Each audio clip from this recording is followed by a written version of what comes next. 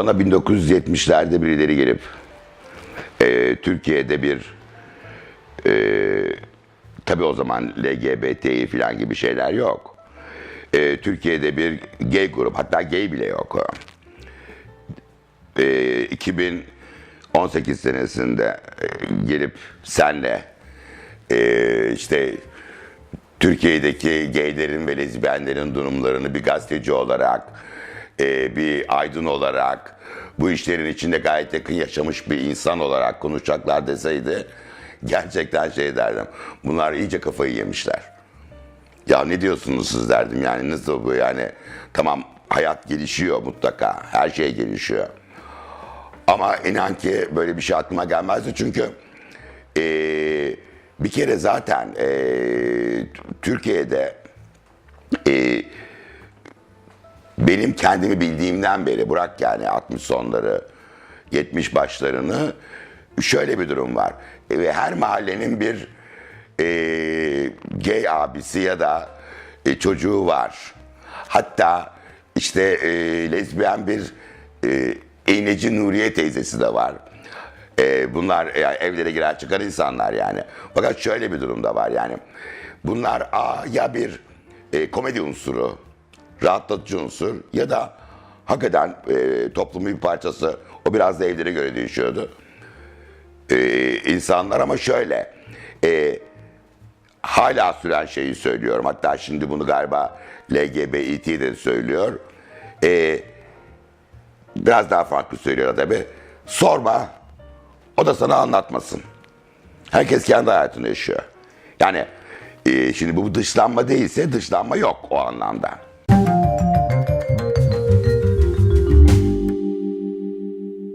Bir kere bu 70'ler çok zor. Yani o zaman TRT Haber Merkezi'nde başladım ben gazeteciliğe. Zaten böyle haberler görülmüyor zaten.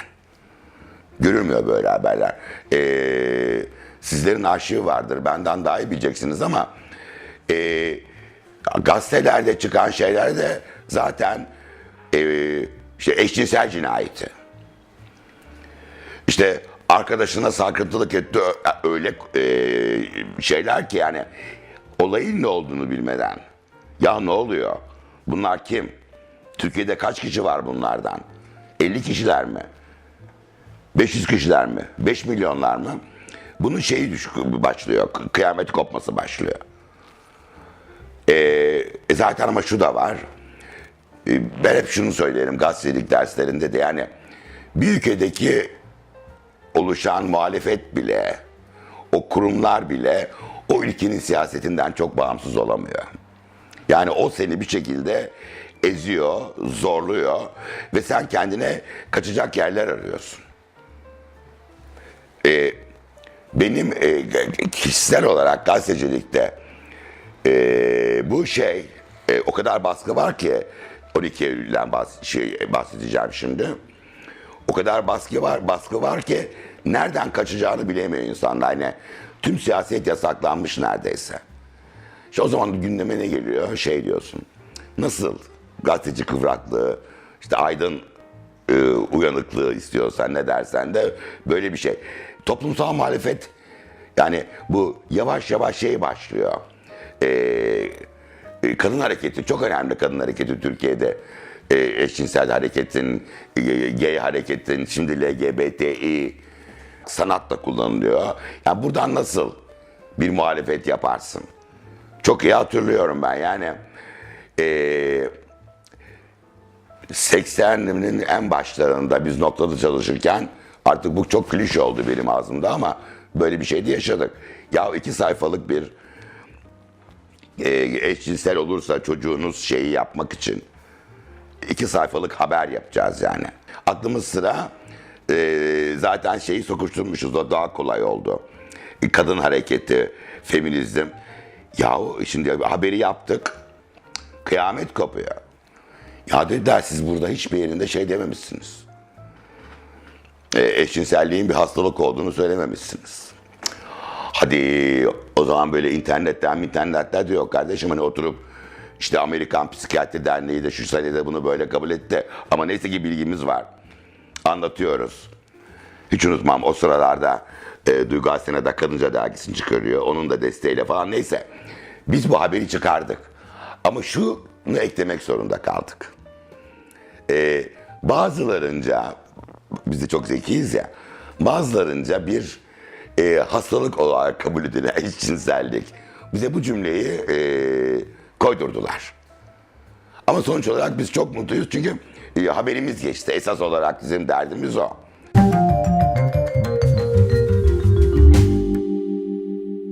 Bana sorulursa Türkiye medyası tamam eskisi gibi değil.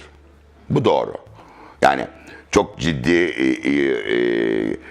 muhabirler var, editörler var, hatta köşe yazarları var ve seslerini yükseltebiliyorlar. Ses, yani bu hani sessizin sesi olmak lafı vardır ya gazetecilikte. Bunu yapıyorlar. Ama hala şeyi görüyorsunuz. LGBTİ ile olan haberlerin neredeyse yarısı. Ama şimdi bu çok büyük başarı, ben sana söyleyeyim. Bu bir başarı. Artık bunu Kaos GL mi yaptı? Türkiye'nin aydınları mı yaptı? İngilizlerin dediği gibi sokaklarda bangır bangır bağıran Screaming Queen'ler mi yaptı bilemem. Ama sonuç olarak geldiğimiz yer, saptama şu.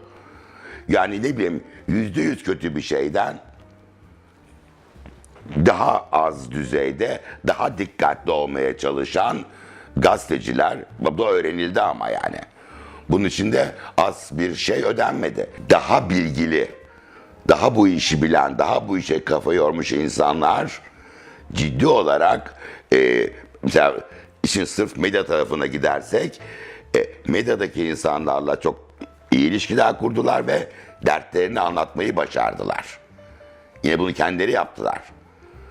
O anlattığı insanlar da muhabirler, editörler, gay olsun ya da olmasın bir şekilde bu talepler karşısında dikkatli olmak zorunda kaldı.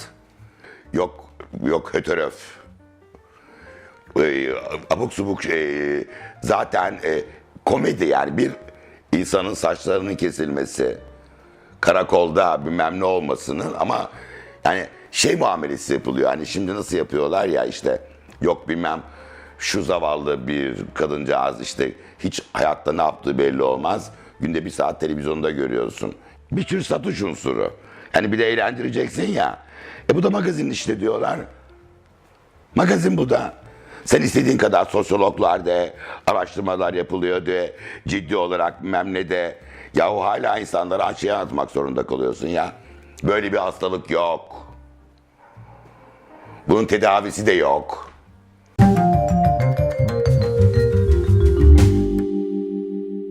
Ben Ülker Sokak'ta, galiba o zaman bir sokak dergisini yapıyorduk. Tabii sokakta olabilir.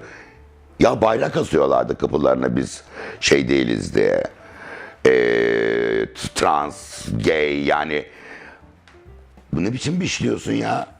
Ve hakikaten daha o zaman bile buradan insanları kaçırdılar.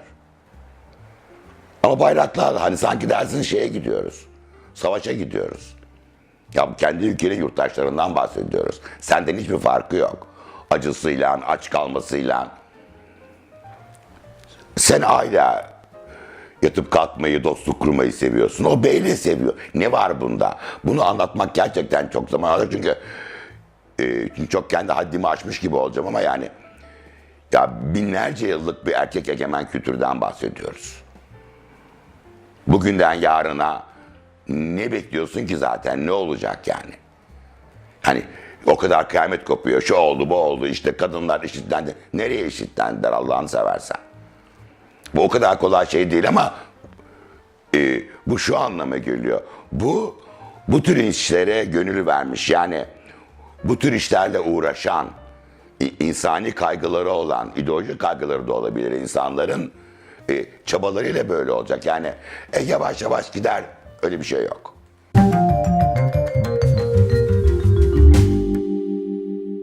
Ülker Sokak benim kafamda hep şey bırakır.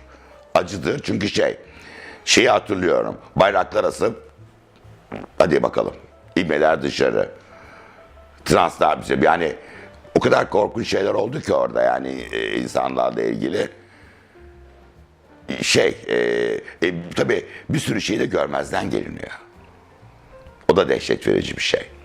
Yani sen yok saydığın zaman sanki o yok oluyormuş gibi.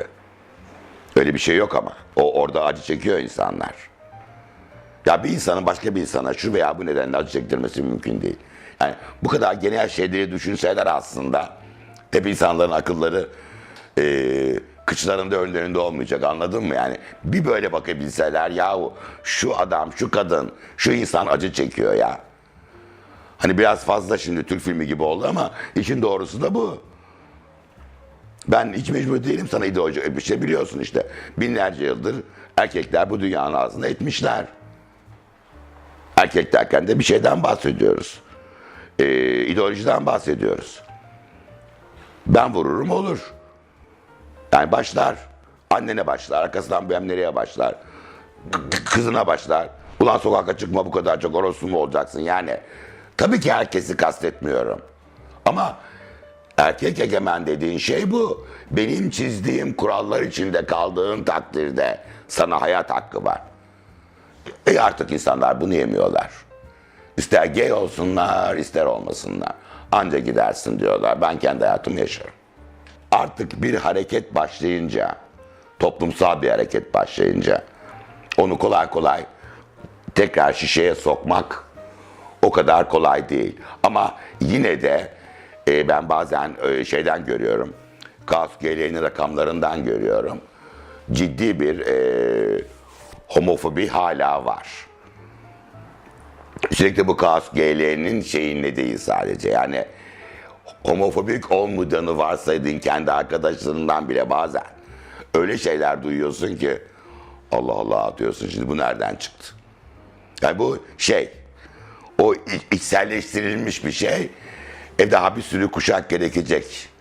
Bunun kovulması için, egzorsizm yapıp dışarı atılması için. Yoksa şey değil yani öyle. Bak ne hoş oldu, nerelere geldik.